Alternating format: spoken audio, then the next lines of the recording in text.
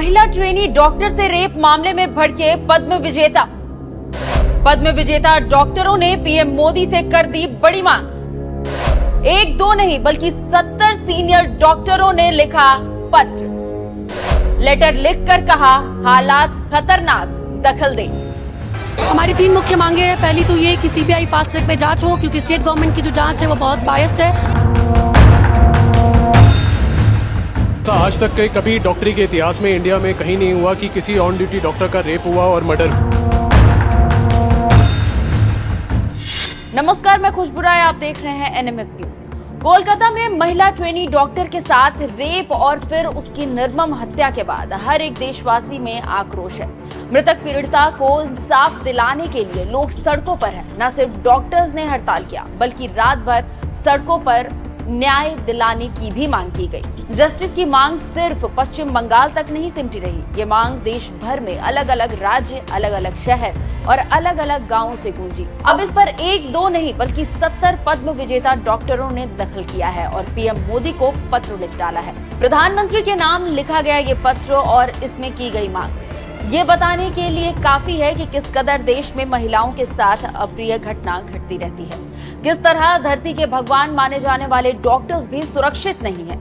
इन विजेता डॉक्टरों ने पत्र लिखकर पीएम मोदी को तत्काल और व्यक्तिगत रूप से हस्तक्षेप करने की मांग की है। इतना ही नहीं, पत्र के माध्यम से अपील की गई है कि केंद्र सरकार तुरंत एक अध्यादेश लाए जिससे स्वास्थ्य कर्मियों के खिलाफ हिंसा में शामिल लोगों के लिए कठोर से कठोर सजा का प्रावधान हो। इस मांग में आईसीएमआर के पूर्व महानिदेशक डॉक्टर बलराम भार्गव, दिल्ली एम्स के पूर्व निदेशक डॉक्टर रणदीप गुलेरिया और मेदांता मेडिसिटी के सीएमडी नरेश से बड़े डॉक्टर्स शामिल हैं। 70 पद्म विजेता डॉक्टरों की अहम मांग। कानून को सख्त बनाए केंद्र सरकार। यौन हिंसा के अपराधियों के लिए सख्त और जल्द सजा। अस्पताल और क्लिनिक में सुरक्षा के पुख्ता इंतजाम। स्वास्थ्य कर्मियों की सुरक्षा के लिए विशेष कानून बनाकर लागू करे सरकार। स्वास्थ्य कर्मियों के साथ हिंसा करने वालों के खिलाफ कठोर कार्रवाई। वहीं इस मामले में इंडियन मेडिकल एसोसिएशन ने भी प्रधानमंत्री को पत्र लिखा था और हस्तक्षेप की मांग की थी। आईएमई की एक्शन कमेटी के चेयरमैन डॉक्टर विनय अग्रवाल ने कहा था, अगर केंद्र सरकार सेंट्रल प्रोटेक्शन एक्ट लागू करने का आश्वासन देती है तो हम जूनियर डॉक्टरों को हड़ताल वापस लेने के लिए मना लेंगे।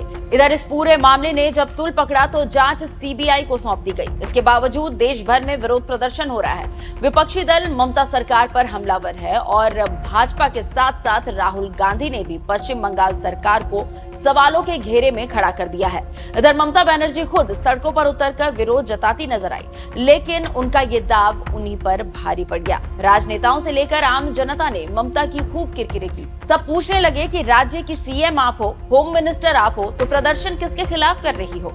इधर इस मामले पर पूर्व केंद्रीय मंत्री स्मृति ईरानी का भी गुस्सा फूटा और उन्होंने भी ममता को लपेट दिया। निश्चित रूप से जब उसका बलात्कार हो रहा था, वो महिला अत्याचार से जूझ रही थी।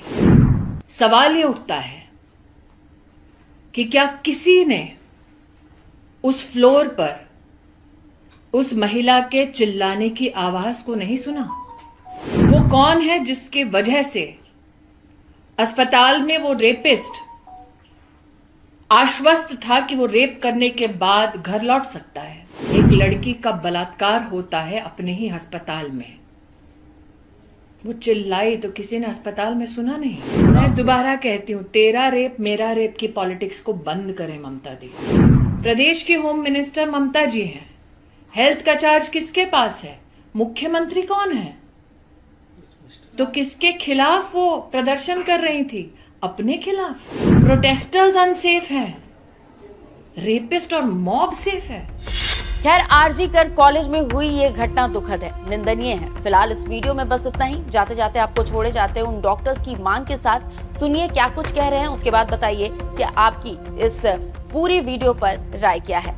नमस्कार। डॉक्टर रजत, ये बताइए कि मुलाकात हुई है सेक्रेटरी से, क्या बात हुई है और इससे कहीं ना कहीं जो आपकी मांगे हैं और जो इंडेफिनिट स्ट्राइक है, इससे पेशेंट्स पर भी असर पड़ेगा? जी, जैसा डॉक्टर साहब ने बताया कि पेशेंट पर जो असर वाली बात है, एज अ डॉक्टर हमने भी हिपोक्रेट्स का ओथ लिया है कि हम पेशेंट केयर के साथ कॉम्प्रोमाइज नहीं करना चाहते। मजबूरन आप मानिए आप मीडिया कर्मी, अगर आपके साथ इस तरह की आपके किसी मीडिया कर्मी के साथ हो जाए तो आपके साथ किस तरह का एजिटेशन होगा। ब्यूरोक्रेट्स के साथ इस तरह का कुछ व्यवहार होता है तो उनका किस तरह का एजिटेशन होगा।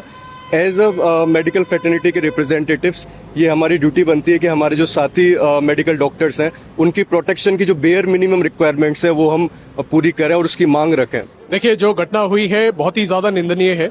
ऐसा आज तक के कभी डॉक्टरी के इतिहास में इंडिया में कहीं नहीं हुआ कि किसी ऑन ड्यूटी डॉक्टर का रेप हुआ और मर्डर हुआ।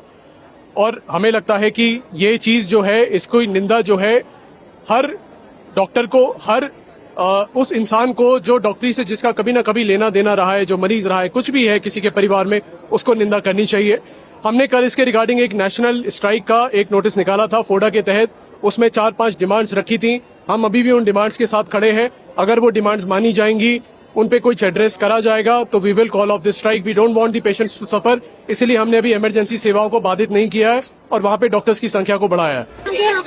हमारी 3 मुख्य मांगे हैं। पहली तो ये कि सीबीआई फास्ट ट्रैक पे जांच हो, क्योंकि स्टेट गवर्नमेंट की जो जांच है वो बहुत बायस्ड है।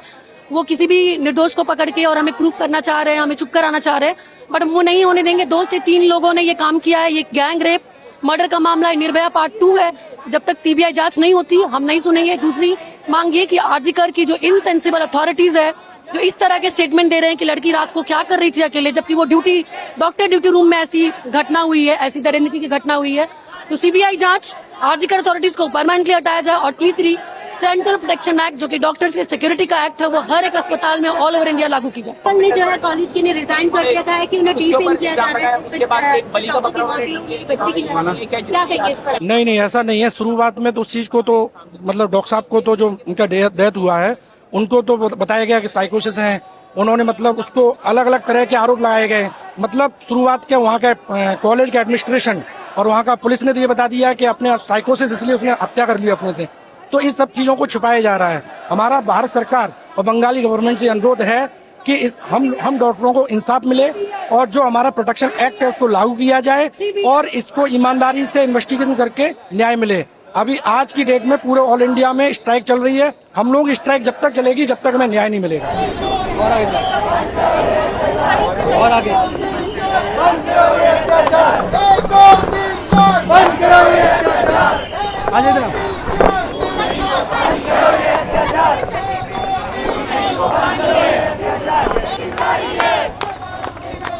फूल नहीं चिंगारी है। सेंट्रल प्रोटेक्शन एक्ट की आपने जी कितना इम्पोर्टेंट हो चुका है। वेस्ट बंगाल में अभी रिसेंटली हमने देखा है, उत्तराखंड में हमने देखा, क्या कहना चाहिए? अगस्त 9 को वेस्ट बंगाल में एक इंसिडेंट हुई है।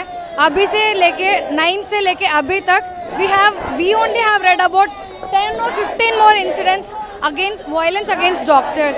So this says the importance of CPI in place कि हम लोग कोई भी पब्लिक जाके पुलिस को नहीं मारता है, लॉयर को नहीं मारता है, किसी को नहीं मारता है, बट डॉक्टर को क्यों मार रहे किसी को पता नहीं है। इसीलिए हमको स्ट्रिक्ट लॉ चाहिए कि लोग हमको मारने से पहले थोड़ा सा सोचे कि ये लोग का गलती नहीं है, गलती होने से भी वो लोग को भी लॉस है। If doctor is proven negligent there is laws against doctors as well. तो वो लोग लीगल वे में जाइए वायलेंस के अगेंस्ट नहीं। इसलिए हम ये मांग रहे कि हमको भी सेंट्रल प्रोटेक्शन एक्ट चाहिए।